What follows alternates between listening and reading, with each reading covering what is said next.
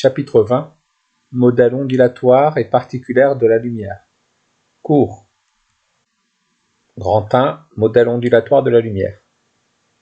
Une onde électromagnétique, c'est la propagation d'un champ électromagnétique, composé d'un champ électrique perpendiculaire à un champ magnétique. Les ondes électromagnétiques se répartissent en différents domaines.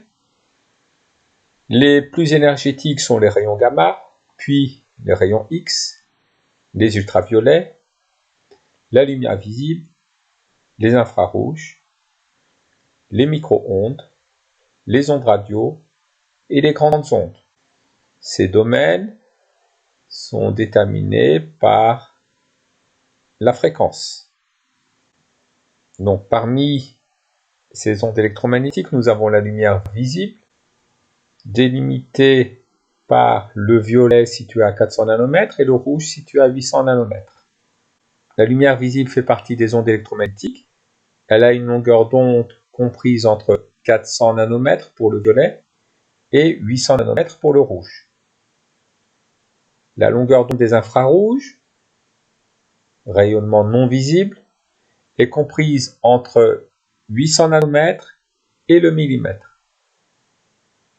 La longueur d'onde des ultraviolets est comprise entre 10 puissance moins 8 mètres et 400 nanomètres.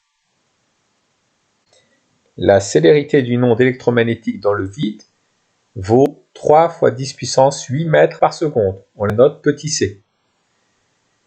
C'est la vitesse de propagation de l'onde électromagnétique dans le vide. Une onde électromagnétique est caractérisée par sa fréquence nue, qui est reliée à la longueur d'onde par la relation lambda est égal à c sur nu, et comme la fréquence est l'inverse de la période, lambda est égal à c fois t. La longueur d'onde s'exprime en mètres, la célérité en mètres par seconde, la fréquence en hertz, la période en secondes. Grand 2, modèle corpusculaire de la lumière. Petit 1, insuffisance du modèle ondulatoire. Le modèle ondulatoire de la lumière n'est pas suffisant pour décrire les échanges d'énergie entre la lumière et la matière. C'est en 1905 qu'Albert Einstein postule que la lumière est constituée de particules sans masse appelées photons. C'est le modèle particulaire ou corpusculaire de la lumière. L'énergie du photon. Ce sont les photons qui transportent l'énergie de la lumière. Chaque photon possède un quantum d'énergie proportionnel à la fréquence de la radiation. L'énergie du photon est égale au produit de la constante de Planck petit h par la fréquence de la radiation. Et comme la fréquence est égale à la célérité de la radiation divisée par la longueur d'onde, nous pouvons écrire que l'énergie du photon est égale à h fois nu ou h fois c sur lambda. La constante de Planck vaut 6,62 fois 10 puissance moins 34 joules seconde. Dans cette formule, l'énergie du photon est en joules, la constante de Planck en joules seconde, la fréquence en hertz, la célérité de la lumière en mètres par seconde et la longueur d'onde en mètres. Petit 3, unité d'énergie. L'électronvolt est une unité d'énergie plus adaptée au niveau microscopique. Un électronvolt est égal à 1,60 fois 10 puissance moins 19 joules. Grand 3, transition énergétique. Petit 1, quantification des niveaux d'énergie des atomes. L'énergie d'un atome est quantifiée. Elle ne peut prendre que des valeurs discrètes, caractéristiques de l'atome. On dit que les niveaux d'énergie de l'atome sont quantifiés. Pour représenter les niveaux d'énergie d'un atome, on dessine un axe vertical représentant l'énergie en électronvolts et on indique par des traits les niveaux d'énergie de l'atome. L'état stable de l'atome correspond à son niveau d'énergie le plus bas. C'est l'état fondamental. Les niveaux d'énergie supérieurs sont appelés états excités.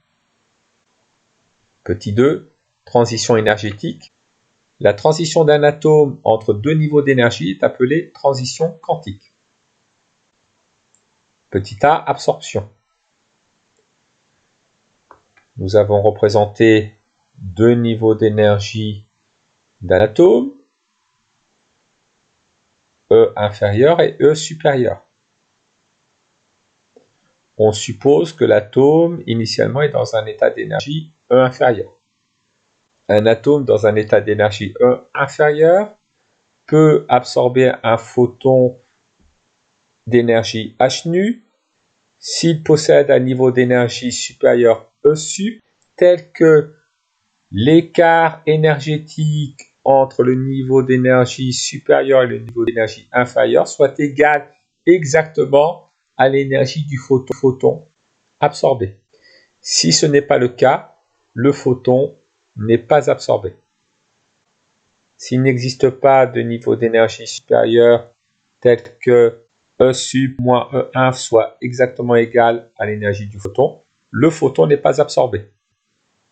Dans le spectre d'absorption de l'atome, on observera une raie sombre dont la longueur d'onde est lambda égale C sur nu, et en utilisant la relation précédente, lambda est égal à H fois C sur E sup moins E inf.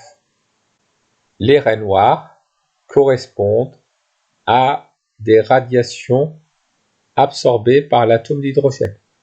Petit b, émission. Lorsqu'un atome passe d'un état excité d'énergie E sup à un état d'énergie inférieure E inf, il émet un photon d'énergie H nu exactement égal à E sup moins E inf. Dans le spectre d'émission de l'atome, on observera une raie colorée de longueur d'onde lambda est égal à C sur nu égale à H fois C divisé par E sup moins E inf. Ici, nous avons le spectre d'émission de l'hydrogène